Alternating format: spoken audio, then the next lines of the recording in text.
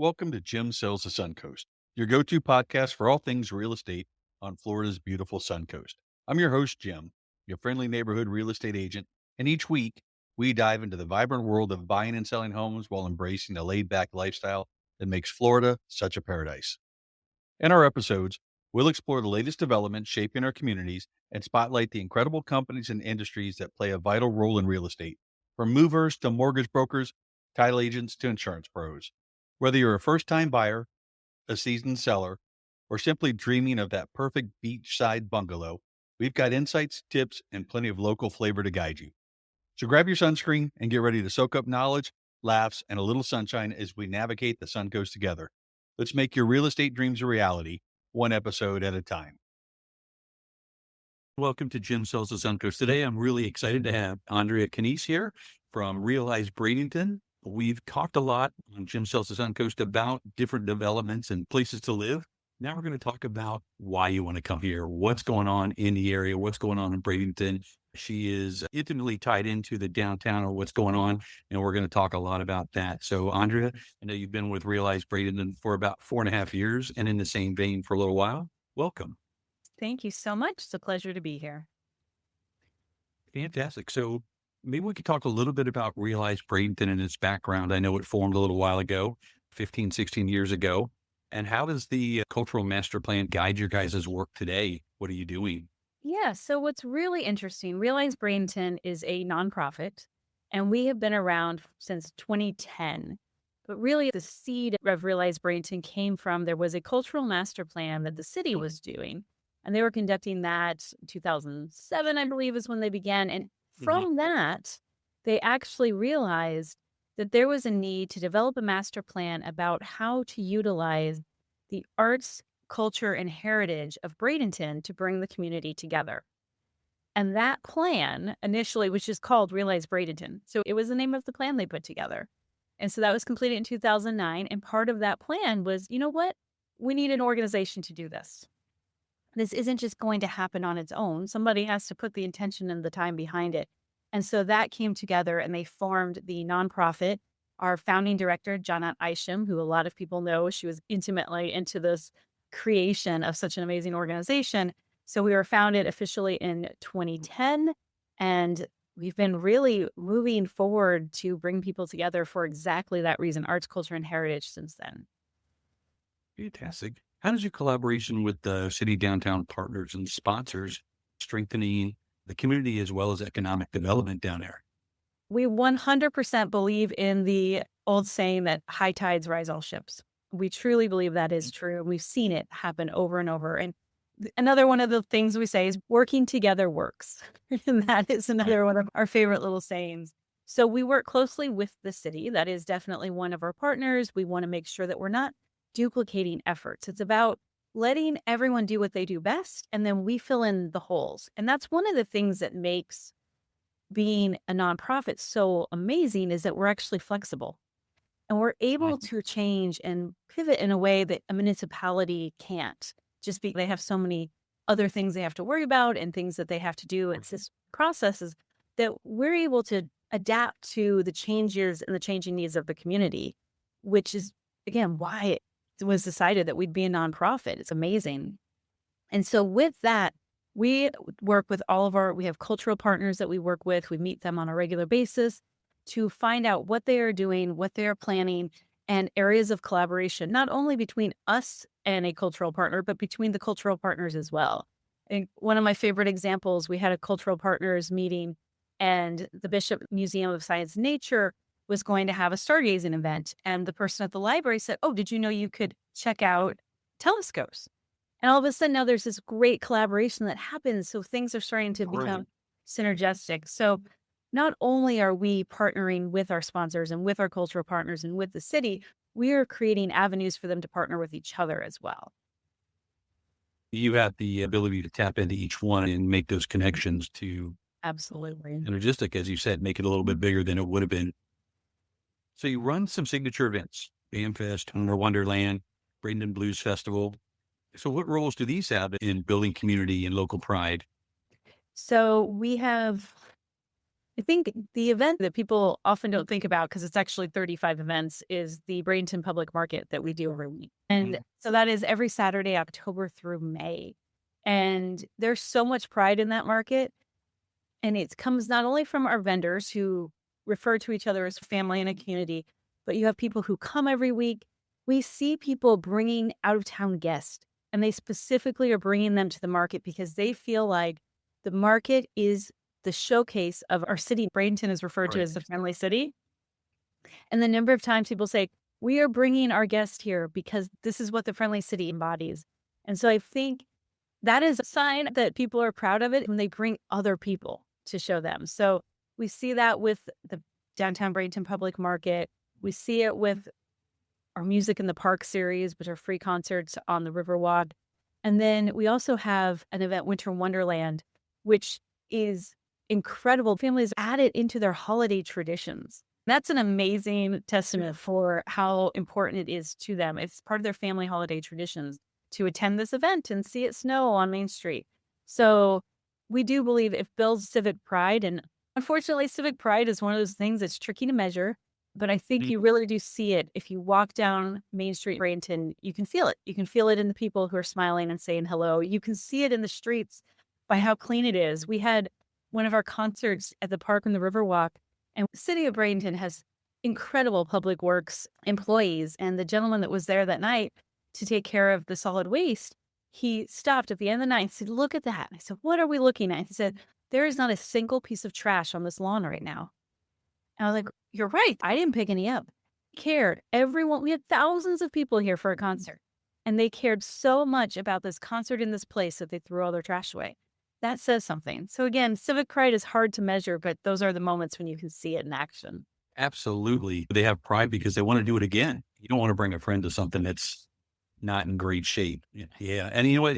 I know we talked a little bit the last time we touched base about the farmers market and the fact that there are so many ways to actually attend it with the parking and everything going on there, that it's not a typical, you know what, I'm going to park 7 blocks away and then hoof it over there. The free parking is there to help facilitate it. Yes. And Bradenton does, on the weekends, we have 3 parking structures that are free. So during the week, all the time, the city has the city center garage right downtown that is always free. And then on the weekends, the county garage is also free, and the judicial center garages. 2 of those garages are in our footprint for our market, and one is just a beautiful 2-block walk away. So we have 3 parking structures free on the weekends that you can use. And not only does it mean you can find parking and it's free, it's also shaded. Yeah, then you don't mind going back to your car afterwards. I love the downtown. I had the fortune to live right near Riverwalk for 2 years, and it's amazing. So let's talk about the Riverwalk community gathering spot. It walks right along the river. You've got volleyball and beach and kids playground and water park and amphitheater. How much has that really transformed and made what we're doing able to do it? Well, what I love about the story of the Riverwalk, you had a Riverwalk that was, it's dredged land. So what we're talking about is land that was dredged from the bottom of the river, shoring up the banks, a lot of reasons why they did it. It was dredged in the 50s.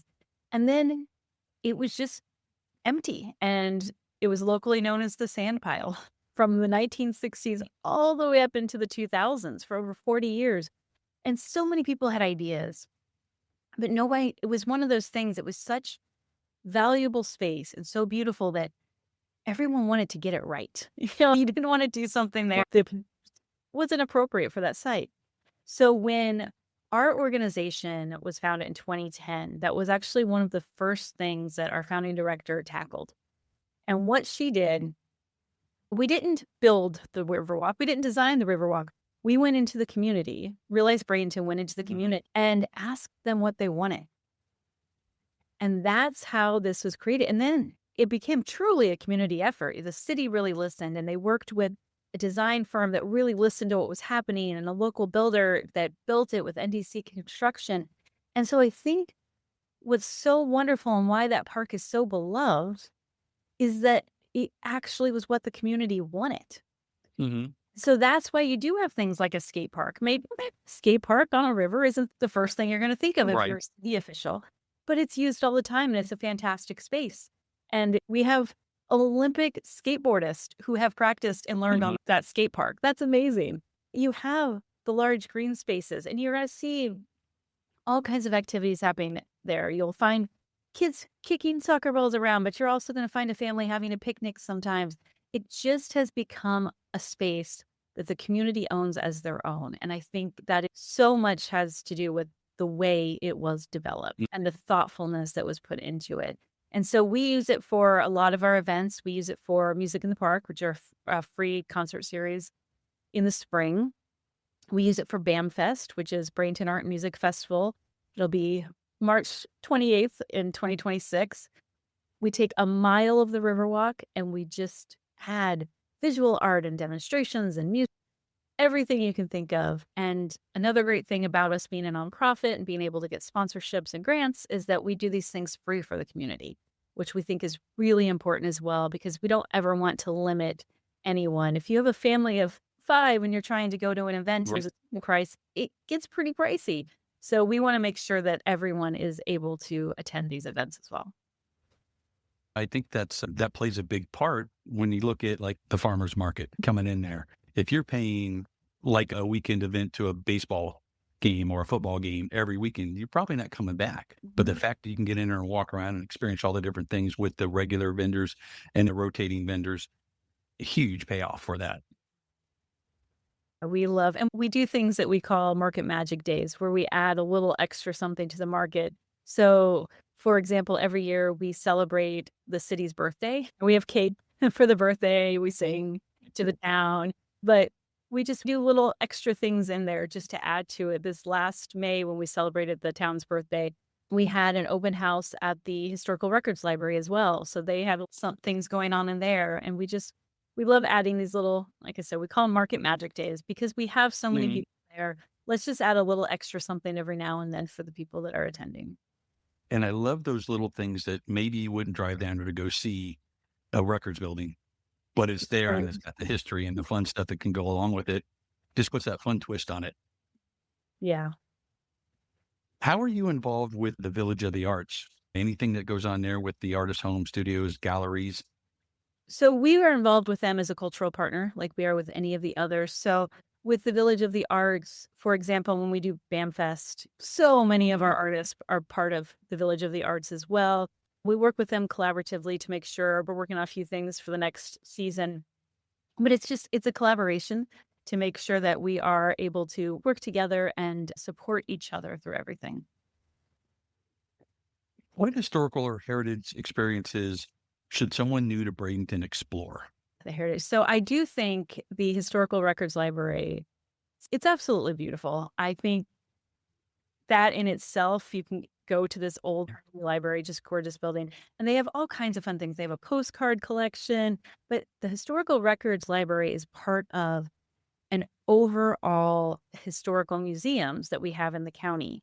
And the way our historical museums are set up is really interesting because they fall under the clerk's office. So they're set up as records offices, basically, but they're beautiful.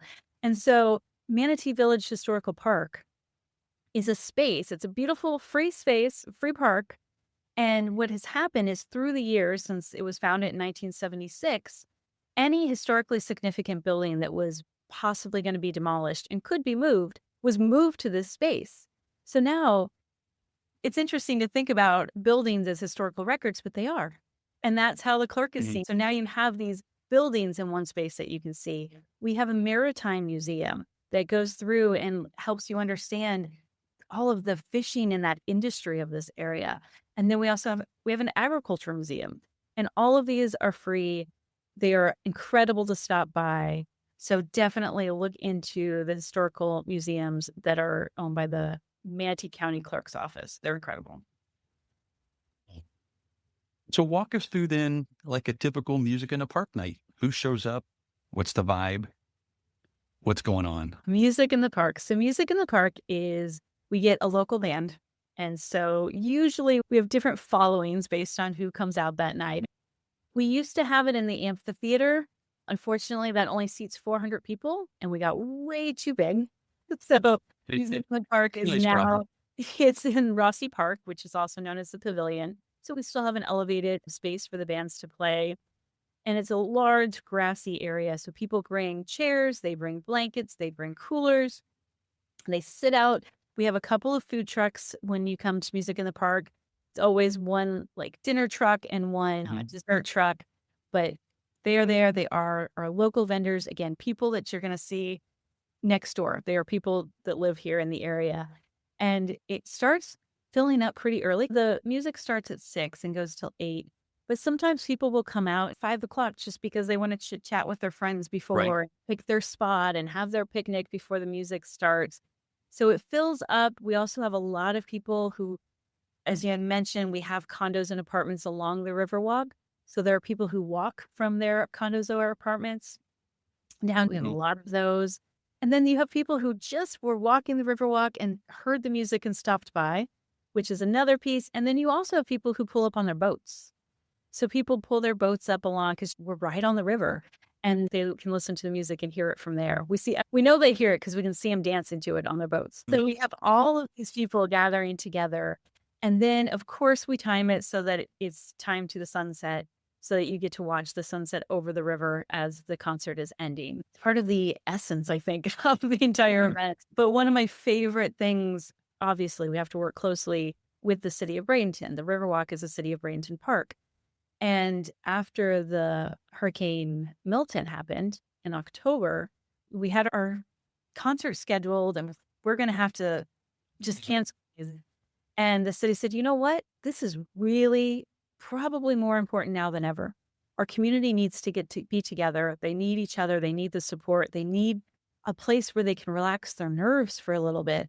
As they were working on the cleanup, that park became their priority on the Riverwalk to clean up first so that we could get a concert as soon as possible because the city felt that the community needed and deserved that space. Right. And I think that says a lot about the value of coming together as we were able to bring people together in a time when they truly needed community. Nice. Let's go to the other side then. Winter Wonderland. Yes. What's being set up and how's Old Main Street working for that? Old Main Street at Winter Wonderland. We make it snow on Old Main Street. I think that's the most important part. The snow machines are on timers, and when it gets to 5 seconds before they go, they do a few beeps, and you actually see kids listening for the beeps, and they go running to that snow machine to be under it when it starts, which is so cute. We have a winter carnival that we do, so it's a snowball toss and ice hockey, all with cute little prizes. And then we have, of course, Santa Claus has to be there. Actually, Santa D, who is a very well-known Santa in the area. He was a Santa at DeSoto Square Mall for many years. So we have parents who are bringing their children because that is the Santa they know, which is really sweet. We added Mrs. Claus last year. It turns out Mrs. Claus is also very popular. So we had Mrs. Claus and Santa, and they have started their own little very friendly rivalry of whose line is longer. So we have actually had to move their locations this year so that they can have longer lines. So as we can see whose line gets longer. Again, it's just super sweet. And then we have a stage at one end that's going to have all kinds of holiday festive performances and then vendors throughout. So food vendors throughout if you want to stop and have crepes or if you just want something like hot chocolate for the night, those types of things. And then some vendors as well for some last minute holiday gifts. Again, everything local. Everything is from people who own their businesses here in Bradenton. Yeah, I love it. Some places have dueling pianos. We've got dueling Santas. So it's just, we had no idea. Sometimes you have to just go for what happens at the event. We had no idea we were going to have a Santa rivalry, but we're fine with it. We're yes. So how does Realize Bradenton support the small business and entrepreneurs, things like Startup Circle, the public market? What else do we have going on? Yeah, so we really believe that supporting local entrepreneurs is a huge piece about for creating community. And so we have a program called the Startup Circle Entrepreneurship Program, and it is a free 8-week program. And at the end, you leave with a completed business plan. And it is specifically designed for people who either have a small business or are wanting to start a small business in Bradenton. what makes it so special is you have subject matter experts and they come into the classes, but it's not just a general, this is how you get a business loan. It is Jason, who works at the bank down the street, all about it. And also, he's your contact if you need a small business loan and you get to meet him in that environment. So it's really amazing to build that with the people who can support and help you. And then beautifully, they form a cohort. So they end up supporting each other, the people who are in this class together. We've had people in the class together that have found ways to actually collaborate in business with some of their things that they're doing, which is amazing.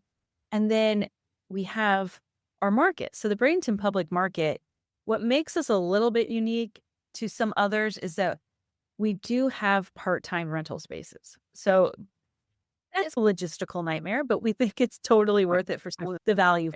And one of the things, in addition to having a diverse group of vendors, every time you come to the market, it's going to be a little different.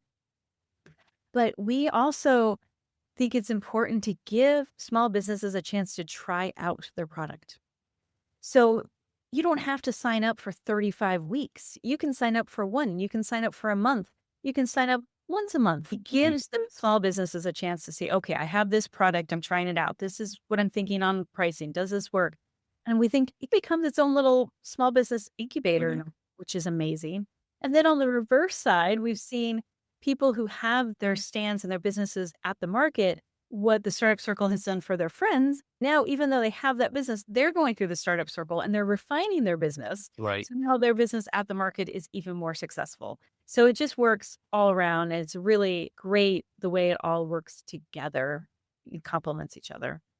Yeah, I think it's nice because it creates support across all levels as opposed to straight competition, right? It's everybody wants to get their friend or their buddy or their business in there and enjoy that camaraderie. Again, high tides rise all ships. We really believe it. So looking ahead, what exciting projects or plans does Realize Bradenton have maybe over the next 3 to 5 years? Yeah. So our big thing, BAM Fest in 2025 was our first year for the festival. And it's a mile long and we had about 10,000 people attend. A big for a first festival for sure. But we're really looking to expand it in a variety of ways. We want to expand it by getting more partners involved. For example, one of our amazing partners for this first Fat City comic books. I don't know if you're familiar with them, but you should be. They're a nonprofit comic book store in Bradenton. They are incredible. They came and they said, what this space? There was a little space, meandering path. Okay, what do you want to do with it? And they said, we're going to create a comic book creation journey. They created along that path what it's like from start to finish, from concept to printing. But amazing, very popular, really cool. We want to get more of that type of thing where we bring people in and say, okay, as a partner, here's a space. What would you do with it from your point of view? And get just new ideas like that. We're also looking at, can that be expanded? This was an 8-hour event, which is all Right. 1 mile, 8 hours. But are there things that could be kickoff types of events that could happen before or closings after? Because that was the first year of the event, we're doing a big focus on figuring out what worked, what didn't work, how we can collaborate more and expand, and what that could really be for our community to meet the needs. Because we have a lot of people moving to downtown Bradenton, a lot of apartments that are being built, and it's really important for us to continue to serve the people who are in our area. If anybody wanted to volunteer, what can they do or how can they reach out? Yeah, so we have 2 major volunteer opportunities each year, which are Winter Wonderland and BAM Fest. BAM Fest, like I said, it's a mile and 8 hours. So we have about 150 volunteers we need for that one event, which is not easy.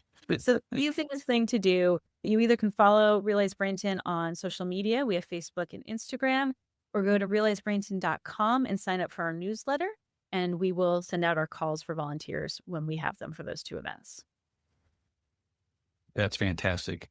Andrea, I want to thank you so much. I think I talked to a lot of people, like I said, about moving here. And now we want to look at how do we make that move and then open up their lives to what we have going on in Bradenton and on the Sun Coast. Right. We have the beaches, we have the sun. And here's a fantastic event that has multiple events throughout the year. You can pretty much plan your whole year around each of the different events and have a fantastic time. Yeah, we always say it's about the quality of life. you can have affordable life, you can have necessities, but what is the quality of life? And that's what I think we bring to the table. Thank you. You're welcome. And that wraps up another sunny episode of Jim Sells the Suncoast. Thank you for joining me on this journey through the ins and outs of buying and selling homes here in our beautiful slice of Florida.